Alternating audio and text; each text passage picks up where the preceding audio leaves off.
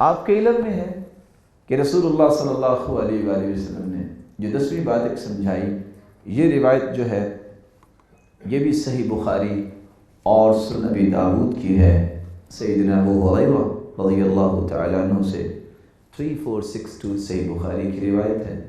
آپ نے فرمایا ان الیہود والنصارى لا یسبغون فخالفوہم، یہودی اور عیسائی جو میری سنت سمجھ کے تو داڑھی نہیں رکھتے، اپنے وقار کو باقی رکھنے کے لیے وہ بھی داڑھی رکھا کرتے تھے، لیکن وہ رنگتے نہیں، صبغہ نہیں کرتے، تو آپ ان کی مخالفت کرتے ہوئے رنگا کرو۔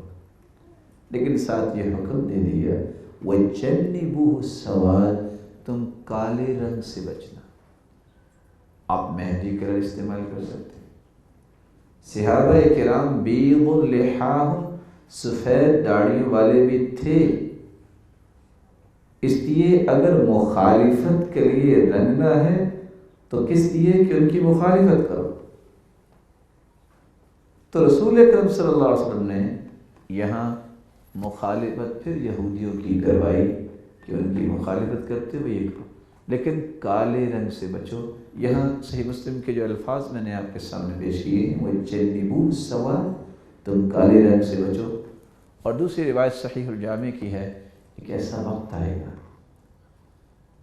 لوگ یصبغون کحواصل الحمام، جس طرح کبوتر کا پیٹ ہوتا ہے اس طرح وہ رنگیں گے یا سیاہ رنگ کریں گے، لا یریحون رائحۃ الجنہ، جو سفیدی کو سیاہی میں بدلتے ہیں یہ جنت کی خوشبو نہیں پائیں گے۔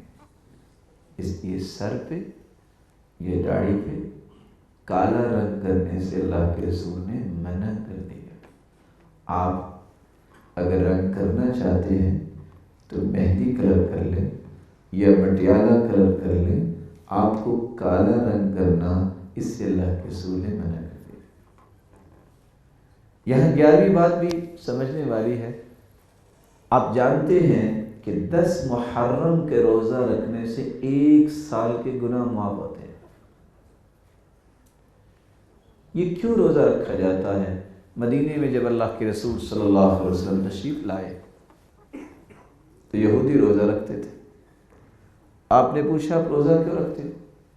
کہتے ہیں اس دن اللہ ذوالجلال نے سیدنا موسیٰ علیہ السلام کو فرعون سے نجات دی تھی، تم اللہ کا شکر کرتے ہوئے شکرانے کا روزہ رکھتے ہیں۔ تو آپ نے کیا فرمایا؟ نحن احق بموسیٰ منکم، ہم زیادہ حق رکھتے ہیں کہ موسیٰ میرے بھائی تھے کہ ہم یہ روزہ رکھا کریں۔ اللہ کے رسول نے مسلمانوں کو حکم دے دی، لیکن آپ نے کیا فرمایا؟ ان عشت الى قابل لأصومن التاسع، اگر میں آئندہ سال زندہ رہا تو میں 9 کا بھی روزہ رکھوں گا۔ کیوں؟ یہودیوں کی مخالفت کرنے کے لیے۔ اور دوسری روایت کے لفظ یہ ہے خالف الیہود، تم یہودیوں کی مخالفت کرو، صوموا یوما قبل او یوما بعد، ایک دن پہلے روزہ رکھو یا ایک دن بعد میں رکھو تاکہ یہودیوں کی مخالفت ہو جائے۔ رسول اکرم صلی اللہ علیہ وآلہ وسلم نے 12واں ایک پہلو پیش کیا، اور یہ روایت آپ پچھلی حدیثوں میں تفصیل کے ساتھ پڑھ چکے ہیں۔ اگر کسی کو یاد ہو تو جب ہم نے سلام کی بات کی تھی کہ سلام اور مصافحہ کیسے کرنا چاہیے، تو وہاں ایک عمر بن شعیب رضی اللہ تعالیٰ عنہ کی روایت آپ کو لکھوائی گئی تھی۔ اللہ کے رسول صلی اللہ علیہ وسلم نے فرمایا تھا لا تشبہوا بالیہود ولا بالنصارى، تم یہودیوں اور عیسائیوں کی مشابہت نہ کرو۔ ساتھ یہ فرمایا تھا فإن تسلیم اليہود الاشارة بالاکف، یہودیوں کا جو سلام ہے وہ ہتھیلیوں کے ساتھ سلام ہے۔ وإن تسلیم النصارى الاشارة بالاصابع، اور عیسائیوں کا جو سلام ہے وہ ہے وہ انگلیوں سے سلام کرتے ہیں، تو آپ ایسا نہ کرو۔ اور دوسری روایت میں آتا ہے لیس منا من تشبہ بغیرنا، جو کسی بھی غیر مسلم سے مشابہت کرتا ہے اس کا ہمارے ساتھ کوئی تعلق نہیں۔ تو وہاں بھی اللہ کے رسول صلی اللہ علیہ وسلم نے، حالانکہ سلام ہی کرنا ہے نا، مصافحہ ہی کرنا ہے نا، آپ صلی اللہ علیہ وسلم عورتوں کے پاس سے گزرے اور آپ نے ہاتھ کا اشارہ کیا السلام علیکم، لیکن وہ انداز ہاتھ کا جو یہودی اور عیسائی اختیار کرتے ہیں اس اشارے سے منع کر دیا۔ تو ایمانی لذت اس کو ملتی ہے جو کفریہ طور طریقوں کو پسند نہیں کرتا۔ رسول اللہ صلی اللہ علیہ وآلہ وسلم نے کتنی باتیں ہو گئی بھلا؟ 13ویں بات، آپ نے کثرت سوال سے منع کیا۔ حالانکہ سوال تو کرنا چاہیے سیکھنے کے لیے، سمجھنے کے لیے، لیکن کثرت سوال سے کیوں منع کیا اور اختلاف کرنے سے کیوں منع کیا؟ آپ نے اس کی وجہ بیان کی۔ روایت صحیح بخاری کی ہے 7288، رسول اللہ صلی اللہ علیہ وسلم نے فرمایا دعونی ما ترکتکم، جو باتیں میں تمہیں بیان نہ کروں اس کے بارے میں تم قریب نہ کیا کرو، اتنی کیوریاسٹی میں نہ چلے جایا کرو، ہاں یہ کیوں اور پھر یہ کیوں، جو میں نے آپ کو نہیں بتائی آپ اس کی قریب نہ کرو۔ فإنما هلك من كان قبلكم سؤالهم واختلافهم على انبیائهم، تم سے پہلے جو لوگ تھے وہ اسی طرح ہی کرتے، پھر انبیاء سے اختلاف بھی کرتے، کج بحثی میں پڑ جاتے، نتیجہ کیا ہوا؟ ان کو اللہ نے ہلاک کر دیا۔ فَإِذَا نَهَيْتُكُمْ عَنْ شَيْءٍ فَاجْتَنِبُوهُ، اس لیے میں جس بات سے تمہیں منع کر دوں تم رک جایا کرو۔ وَإِذَا أَمَرْتُكُمْ بِشَيْءٍ فَأْتُوا مِنْهُ مَا اسْتَطَعْتُمْ، اور اگر میں کسی چیز کا حکم دے دوں تو تم اس کو بجا لایا کرو جتنی تمہاری طاقت ہے۔ تو یہاں بھی اللہ کے رسول نے منع کیوں کیا؟ پہلے لوگ ایسے کرتے تھے تمہیں ایسا نہیں کرنا۔ رسول اکرم صلی اللہ علیہ وسلم نے 14ویں بات یہ سمجھائی، بخیلی اور حرص نہ کرو۔ بخیلی اور حرص کرنے سے کیا ہوگا؟ آپ نے اس کا سبب بیان کیا۔ روایت سلسلہ صحیحہ کی ہے 858، رسول اللہ صلی اللہ علیہ وسلم نے فرمایا اتق الشح، بخیلی سے بچو، فإن الشح اہلک من کان قبلکم، کیونکہ تم سے پہلے جو قومیں تھیں ان کو بخیلی نے ہلاک کر دیا۔ حملهم على ان سفكوا دماءهم، بخل اور بخیلی نے ان کو مجبور کیا کہ وہ قتل و غارت میں پڑے، وقطعوا ارحامهم، رشتہ داریاں انہوں نے توڑی، واستحلوا محارمهم، اور اللہ کی حرام کردہ چیزوں کو انہوں نے حلال کیا۔ اس بخیلی اور طمع اور لالچ اور حرص کی وجہ سے یہ تمہارے اندر نہیں آنا چاہیے، کیونکہ یہ پہلی قومیں جو گزری ہیں یہودی اور عیسائی ایسا کرتے تھے۔ رسول مقبول صلی اللہ علیہ وسلم نے ایک 15ویں بات بھی سمجھائی۔ آپ نے فرمایا لیس منا من ضرب الخدود وشق الجیوب ودعا بدعوى الجاہلیہ، صحیح بخاری مسلم کی روایت ہے۔ اس شخص کا تعلق ہی ہمارے ساتھ نہیں جو اپنے رخساروں کو پیٹتا ہے، گریبان چاک کرتا ہے اور جاہلیت کے بول بولتا ہے، نوحہ کرنا ہوتا ہے۔ یہ نوحہ کرنا بھی جاہلیت کے بول ہیں، اسلام سے پہلے کا کام، ہم ان کی مشابہت نہیں کر سکتے۔ اللہ کے رسول صلی اللہ علیہ وسلم نے یہودی اور عیسائیوں کی مخالفت اور ہر غیر مسلم کی مشابہت سے منع کر دیا۔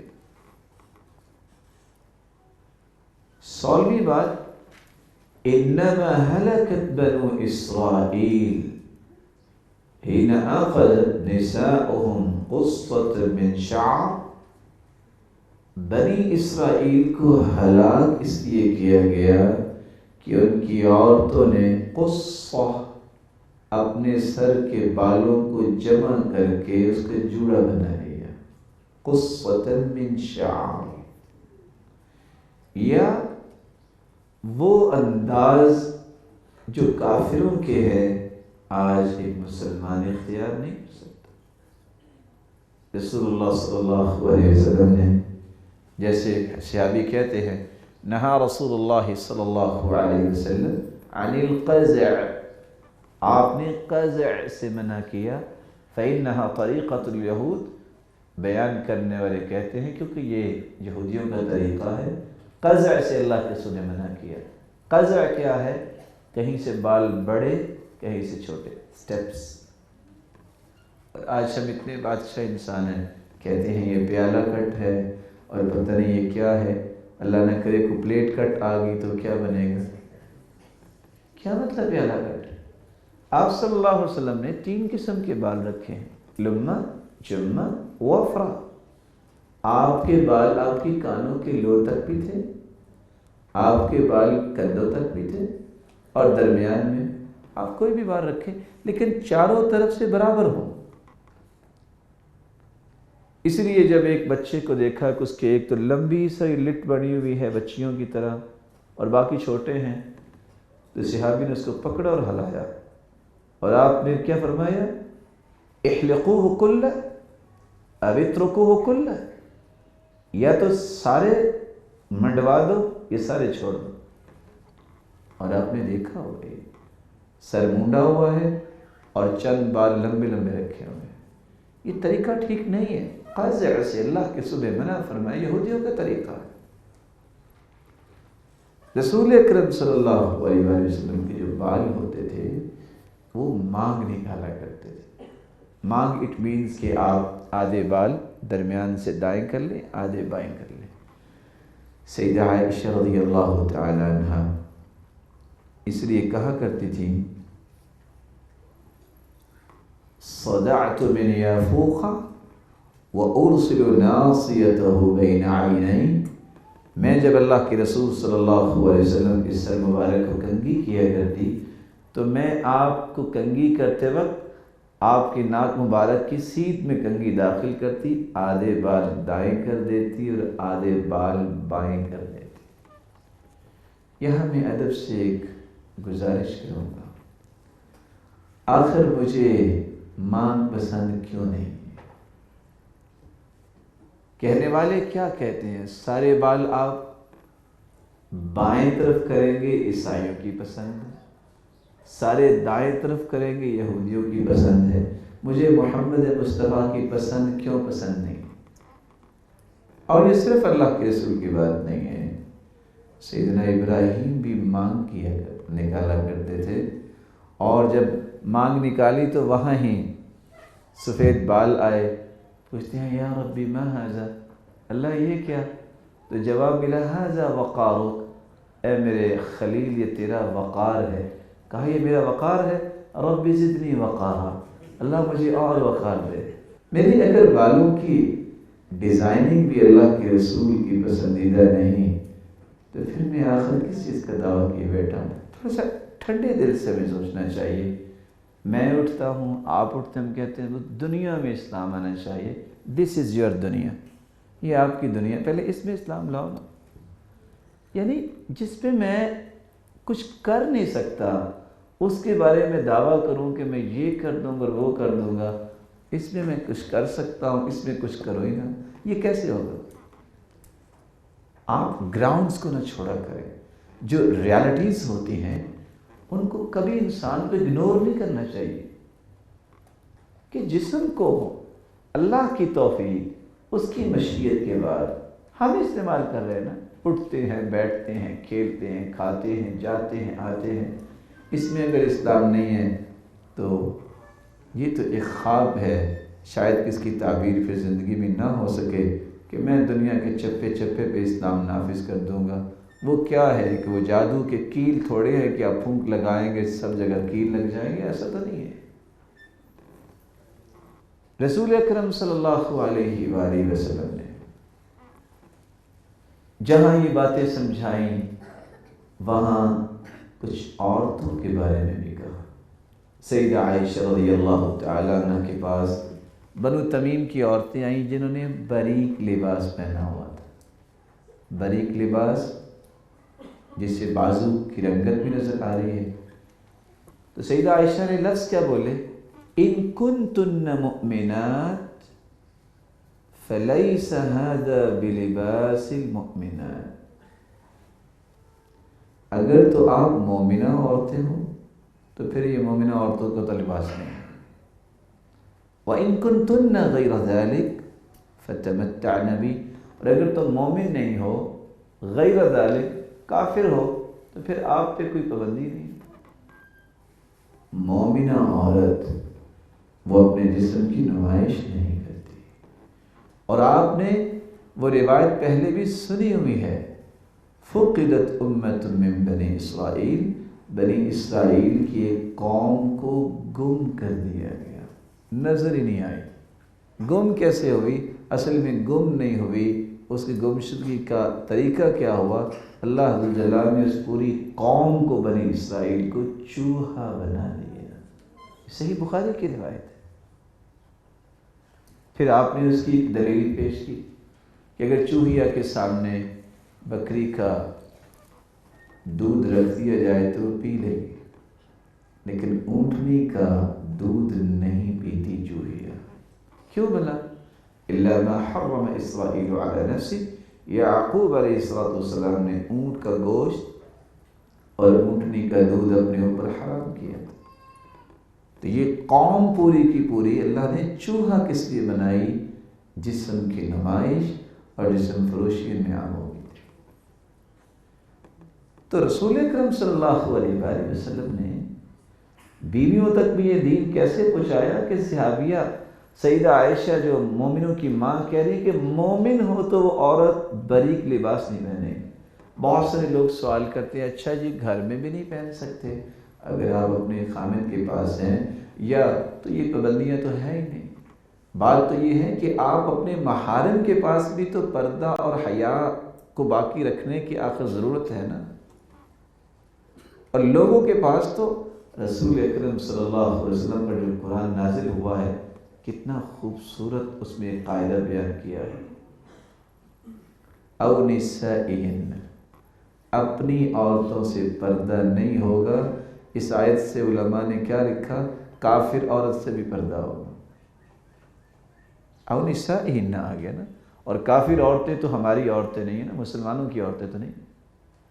اور اس سے یہ بھی استدلال لیا گیا کہ جو ہجڑا ٹائپ عورتیں ہوتی ہیں یا ایسی بازاری عورتیں، ان سے بھی پردہ کریں۔ کیوں؟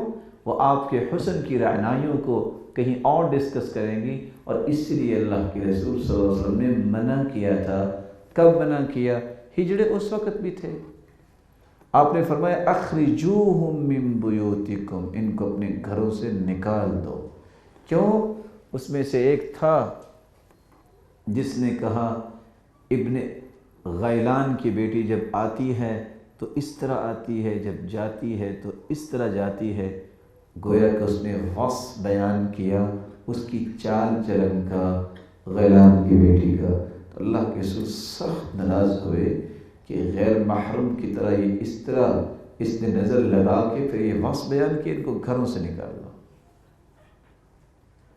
تو رسول مقبول صلی اللہ علیہ وآلہ وسلم نے یہاں بھی اس بات سے روک دیا کہ تمہیں اپنے جسم کی نمائش کرنا یہودیوں کا طریقہ ہے، مسلمانوں کا طریقہ نہیں ہے۔ مسلمانوں کا طریقہ کیا ہے؟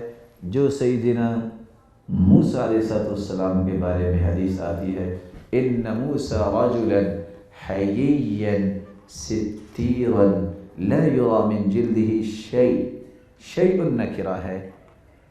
سیدنا موسیٰ اتنے باحیا تھے کہ ان کے جسم کا حصہ نظر کو نہیں آتا تھا۔ لیکن آج کل کی یوتھ چونکہ زیادہ طاقتور ہے، اور ہو سکتا ہے وہ سمجھتے بھی ہو کہ زیادہ خوبصورت ہے، تو وہ جب تک اپنے گھٹنوں تک اپنی پینٹ کو کاٹتے نہیں ہیں، یا شاید آج کل ایسی ہی آ رہی ہوں، اس وقت تک وہ کہتے ہیں کہ ہماری جوانی کا تو کسی کو پتہ نہیں چلے گا، بازو بھی نظر آ رہے ہیں۔ اور بعض لوگ تو پہلوانی کے شوق میں رانیں بھی ان کی نظر آتی ہیں، حالانکہ حدیث کہتی ہے لا تنظر الی فاخذ حی ولا میت، کسی زندہ اور مردہ کی ران کو مت دیکھو، یہ مرد کے پردے کی جگہ، عورت کی بات نہیں ہو رہی. اور المرأۃ عورہ، عورت تو ساری پردہ ہے نا. اور یہاں میں ضمن یہ بات کہہ دیتا ہوں، کچھ لوگوں کا شوق بھی ہوتا ہے، لوگ سوال پوچھتے ہیں بچے بہت تنگ کرتے ہیں کہ ریسلنگ دیکھنی ہے تو کیا دیکھ سکتے ہیں؟ وہ کشتیاں ہوتی ہیں. اللہ کے رسول صلی اللہ علیہ وسلم گزر رہے تھے تو کچھ لوگ لگے ہوئے تو پوچھا ماذا یصنع ہؤلاء، یہ کیا کر رہے ہیں؟ تو صحابہ نے جواب دیا یرفعون حجرا یریدون الشدہ، یہ ویٹ لفٹنگ کر رہے ہیں اور یہ طاقت بڑھانا چاہتے ہیں. فرمایا ان سے زیادہ طاقتور کی خبر میں نہ آپ کو دے دوں؟ کیوں نہیں؟ فرمایا ان سے ویٹ لفٹر سے زیادہ طاقتور وہ ہے جو غصے کے وقت غصے پہ کنٹرول کر لے. الذی یملک نفسہ عند الغضب. پھر ایک قوم کے پاس سے گزرے، پوچھا ماذا یصنع ہؤلاء، یہ کیا کر رہے ہیں؟ صحیح الجامع کی روایت ہے، اور دونوں ہی کہا یہ مصارعت کر رہے ہیں، کشتی کر رہے ہیں. فرمایا ان سے بڑا پہلوان نہ میں تمہیں بتاؤں، لیس الشدید بالسرعہ انما الشدید الذی یملک نفسہ عند الغضب. ان سے بڑا پہلوان تو وہ ہے جو غصے پہ کنٹرول کر لے. اس لیے وہ طور طریقے جس سے انسان کی حیا ختم ہو جائے، یہ مسلمان کو اختیار نہیں کرنا چاہیے. رسول اکرم صلی اللہ علیہ وسلم نے ویسے بتا تو دیا تھا اس وقت ہی کہ قیامت کے نزدیک عورت جو ہے وَالْمَرْأَةُ تُعِينُ الرَّجُلَ فِي تِجَارَتِهِ، عورت مرد کی تجارت میں اس وقت پھر ہاتھ بٹانا شروع ہو جائے گی. قیامت کے نزدیک بازار کی زینت بنے گی. آج سمجھ سے بالا تر ہے. اور یہ بات سوچا کریں، اگر موٹر سائیکل کی ایڈورٹائزنگ ہو تو چلانا کس نے ہوتا ہے؟ لیکن ایڈورٹائزنگ کے لیے سلیکشن کس کی ہوتی ہے؟ وائی؟ کیوں؟ یہ سوچ ہے. جب تک یہ سوچ درست نہیں ہوتی عمل درست نہیں ہوتا. تو رسول اکرم صلی اللہ علیہ وسلم نے ایک اور پہلو بیان کیا جو بھی آپ نے سنا تھا، قصۃ من شعر. آپ نے فرمایا لعن اللہ المومسات النامصات والمتنمصات الواشمات المستوشمات المتفلجات للحسن المغیرات خلق اللہ. جو عورتیں پلکنگ کرتی ہیں یا کرواتی ہیں، کرنے والی وہ کوفیرا جس کو بیوٹی پارلر میں جو ہوتی ہیں عورتیں، یا جو کرواتی ہیں، دونوں. تھریڈنگ کرنے والی اور کروانے والی دونوں. اور اسی طرح المتفلجات جو اپنے دانتوں میں فاصلہ کرواتی ہے. اور شاید کس نے یہ فکر دے دیا کہ دانتوں میں فاصلہ ہو تو یہ امیر گھرانے کی عورت ہے. اور اسی طرح نقلی بال لگوانا، بال اللہ نے دیے ہیں، ان سب پہ اللہ کی لعنت ہے. صحیح بخاری کی روایت ہے، ایک عورت آ کے کہتی ہے یا رسول اللہ صلی اللہ علیہ وسلم، میں اپنی بیٹی کی شادی کرنا چاہتی ہوں، انه قد تمعت شعر رأسها، اور میری بیٹی کے بال سڑ کے اڑ چکے ہیں، کیا میں نقلی بال لگا کے شادی کر دوں؟ قال لا، نہیں. انه قد لعن الموصولات، کیونکہ نقلی بال یہ نقلی چیزوں کا اضافہ کرنے والی عورتوں پہ لعنت کی گئی. ہو سکتا ہے کہ آپ کے دل میں بھی سوال پیدا ہو، اور ہونا چاہیے پوچھنے کے لیے کہ اچھا جو آج کل پھر بال لگائے جا رہے ہیں وہ ٹھیک نہیں ہیں؟ وہ نقلی تو نہیں ہوتے، وہ آپ کے جسم کے یا آپ کے سر کے دیگر بالوں کو ہی ان کی زراعت کی جاتی ہے، اس میں کوئی حرج نہیں. مقصود کیا ہے کہ مسلمان اصل میں دھوکے باز نہیں ہوتا. مسلمان اصل میں فراڈ نہیں کرتا۔ کچھ قصے کچھ باتوں کی وضاحت کر دیتے ہیں۔ وہ اتفاق سے فیصل آباد میں حج کے ایام میں قربانی کے اوقات میں ایک سوال آ گیا کہ آپ یہ کہہ رہے ہیں کہ ایسا جانور نہیں قربان کرنا چاہیے جس میں نقص ہو۔ ہم نے ایک گائے خریدی اور شہر میں چونکہ مہذب لوگ ہیں تو انہوں نے دم پہ ایک پائپ سا چڑھا دیا تاکہ بری نہ لگے، اور نہ جانے کیا مقصد تھا۔ اب وہ گائے تھی، اچانک وہ ڈر گئی۔ تم نے جلدی سے، ایک نے تو پکڑنا چاہا، جب وہ اس کی گردن کے بندھی ہوئی رسی سے نہیں پکڑ سکا، اس نے جلدی سے اس پائپ کو پکڑا، وہ پائپ اس کے ہاتھ میں رہ گیا اور گائے بھاگ گئی۔ اور اس کی پائپ کے نیچے سے بھی وہ دم نظر آ رہی تھی، جیسے پوری کی پوری دم پائپ میں ڈالی ہے، انہوں نے نیچے سے صرف ڈالی تھی، باقی سارا پائپ خالی تھا کیونکہ اس کی دم تھی نہیں۔ فراڈ ہے، دھوکہ۔ اور لوگ سوال پوچھتے ہیں کیا کریں؟ اب یہ گائے قربان ہو سکتی ہے؟ مجھے یہ بتائیے، جس عورت کو اللہ نے ایمان دیا ہے، جس کے بارے میں کسی کی کمنٹس لینے کی ضرورت نہیں ہے، یعنی اللہ کی قسم صحیح مسلم کی روایت ہو اور اس میں لفظ یہ ہو الدنیا کلها متاع وخیر متاع الدنیا المرأة الصالحة، دنیا مال و متاع کا نام ہے اور اس دنیا میں سب سے مہنگی متاع، سب سے مہنگی چیز نیک عورت ہے، جس کے بارے میں شریعت نے یہ اعلان کر دیا۔ 1400 سال ہو گئے اور اللہ کے رسول صلی اللہ علیہ وسلم نے یہ ڈکلیئر کر دیا کہ کائنات کی سب سے مہنگی تو یہ ہے۔ اس کو یہ نقلی لینز لگوا رہے ہیں، ناخن بڑے بڑے لگائے جا رہے ہیں، اور لوگ سوال پوچھتے ہیں اس کی کیا ضرورت ہے، سوائے اس کے کہ اس کے ذہن میں کسی نے ڈالا فلاں جو تھا نا اس نے شادی پہ ایسے کیا، فلاں نے ایسے کیا، اور یہ سب نقالیاں کس کی ہیں؟ غیر مسلم کی۔ مومنات کا تو کام ہے، مومنوں کا تو کام ہے کہ ہفتے صحابہ اپنے ناخن کاٹتے۔ یہ کیسی دانش مندی ہے کہ صفائی اور ستھرائی کا مرقع بننا چاہتا ہو اور ناخن لمبے رکھے؟ یہ کیسے ہو سکتا ہے؟ تو یہ ساری چیزیں اس وقت معاشرے کے اندر کیوں ہیں؟ جب ہم یہ سمجھتے ہیں کہ ہماری حیثیت کو نہیں، تمہارے جیسا کوئی ہے ہی نہیں کیونکہ تم مسلمان ہو۔ اور عمر رضی اللہ تعالیٰ عنہ کی بات یاد رہنی چاہیے، إِنَّا كُنَّا أَذِلَّ قَوْمٍ فَأَعَزَّنَا اللَّهُ بِالْإِسْلَامِ، لوگوں ہم ذلیل ترین قوم تھے، عزت ہمیں اللہ نے دین کی وجہ سے۔ فَمَهْمَا نَطْلُبُ الْعِزَّةَ بِغَيْرِ مَا أَعَزَّنَا اللَّهُ أَذَلَّنَا اللَّهُ، فَمَهْمَا نَطْلُبُ الْعِزَّةَ بِغَيْرِ مَا أَعَزَّنَا اللَّهُ بِهِ أَذَلَّنَا اللَّهُ، جب ہم نے اسلام کو چھوڑ کے کسی اور راستے سے عزت چاہی تو وہ ہمیں دوبارہ ذلیل کرنے پر بھی قادر ہے۔ اس لیے فخر کریں ہم مسلمان ہیں۔ اور آخری بات کر کے میں بات کو ختم کرنا چاہوں گا۔ رسول اکرم صلی اللہ علیہ وسلم کے صحابی بیان کرتے ہیں كانت امرأة قصيرة في بني اسرائیل، بنی اسرائیل ایک چھوٹے قد کی عورت تھی، تمشی بین امرأتین طویلتین، دو لمبی عورتوں کے درمیان چلا کرتی تھی، فلم یعرفوها، تو اس کو کوئی پہچانتا نہیں تھا کیونکہ تینوں بازاری عورتیں تھیں۔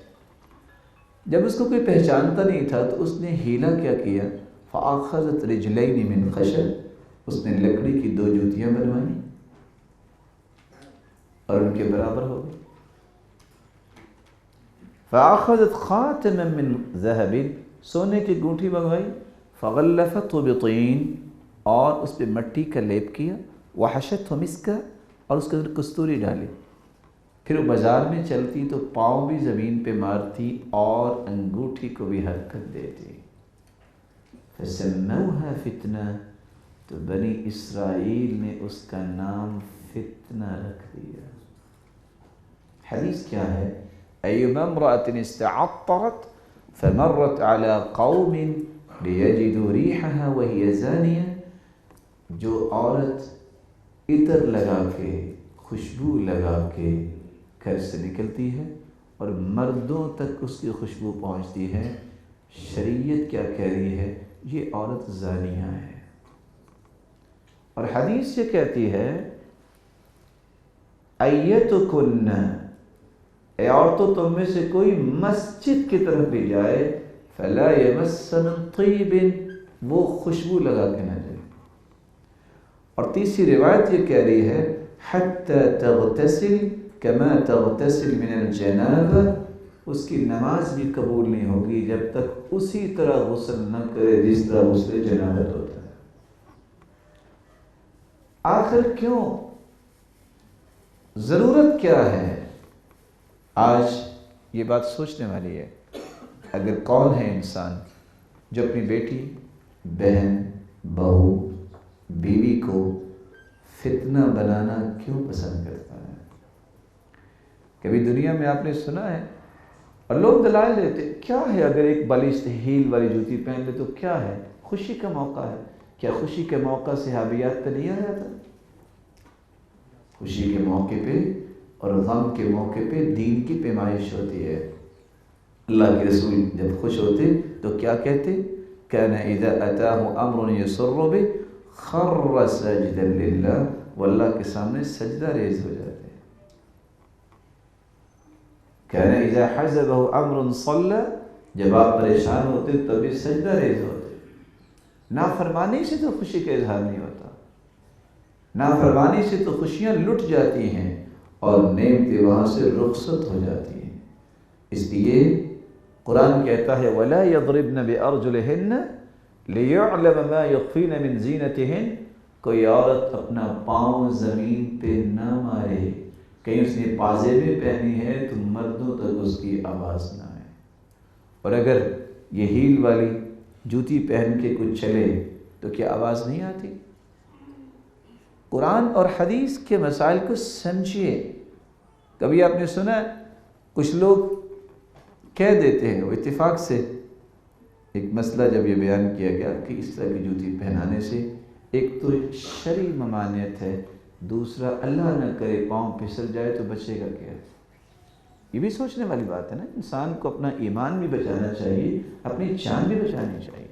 اور آپ کو پتہ ہے کہ آج ریسرچ جو بتاتی ہے کس طرح کی ایڑی بڑی جوتی پہن کے عورت کو خصوصاً جب وہ عید کے ساتھ ہو تو کیا کیا نقصانات ہو سکتے ہیں، اس طرح کی چیزیں بھی پڑھنی چاہیے، شاید کہ کسی کی سمجھ میں آ جائے۔ لیکن آخر کیوں یہ پسند ہے کہ میں وہ صالحہ تقیہ دنیا کی سب سے مہنگی چیز کو فتنے کی طرف لے جاؤ، اس کا نام ہی فتنہ بن جائے؟ کبھی کسی نے سنا ہے کہ مائی ڈیئر فتنہ کسی نے کہا ہو؟ تو آخر کیوں؟ اس بات پہ مردوں کو بھی توجہ دینی چاہیے اور بیٹیوں کو بھی توجہ دینی چاہیے۔ یہ رب کا احسان عظیم ہے کہ اس نے اپنے پیغمبر کے ذریعے ہر اس بات سے منع کر دیا جس سے انسان کے ایمان میں فرق آتا ہے، عزت میں فرق آتا ہے، اور اس کی صحت میں فرق آتا ہے، اور اس کی آخرت میں نقصان ہوتا ہے۔ اللہ عز و جلال سے دعا ہے اللہ عز و جلال سب کو ایمان کی دولت سے نوازے اور کفریہ طور طریقے، رسم و رواج سے بچنے کی توفیق عطا فرمائے۔ اور اگر کوئی سچا تمنا رکھنے والا ہے کہ کل کو میں صحابہ کی صف میں کھڑا ہوں تو پھر ان کے رویے ہی اپنی زندگی میں لانے چاہیے۔ اللہ عز و جلال ہمیں اپنے پیغمبر کے صحابہ کی رفاقت نصیب فرمائے اور اپنے محبوب کے ساتھ جنت الفردوس میں جمع فرمائے اور اپنے دیدار کا مستحق بنائے۔ وآخر دعوانا